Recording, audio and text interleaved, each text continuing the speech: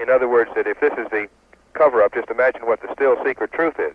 I think it's still a positive step, that Rockefeller Commission report, insofar as the information itself is concerned. What type of an effect, generally, do you think that these investigations into the CIA will have on the intelligence community, if any effect?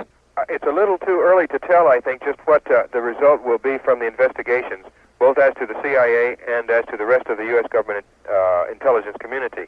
I think that there may be an element of truth to some of Mr. Colby's laments about the decline in morale within the CIA, perhaps some decline in effectiveness, which has also been rumored or alleged.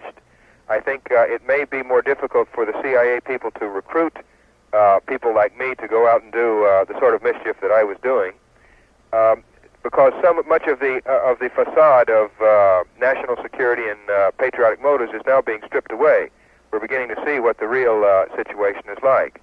So that there may be some long-range effects, and certainly I should hope that people who are victimized by the types of CIA activities that I describe in my book would be able to defend themselves better, knowing the methodology as it is revealed more and more.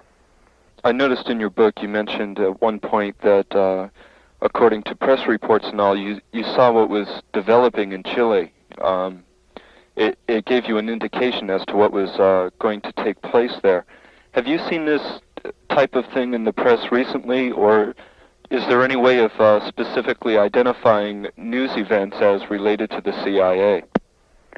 Yes, there is. In fact, in Portugal right now, there are many signs of the type of work that the CIA, under normal conditions, would be engaged in.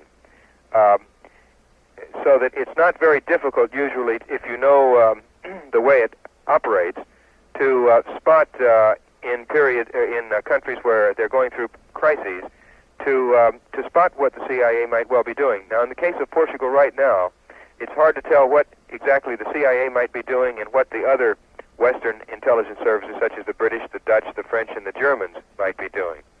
But I should think there would be perhaps some coordination among all of these services, and certainly the outside support to the Socialist Party, the promotion of Christian democratic parties, the financial support of the Catholic Church's efforts to mobilize people, certain forgeries and false documents that have been surfaced, efforts to split the armed forces movement, all indicate that there is a growing campaign in Portugal to form an opposition, so-called moderate coalition,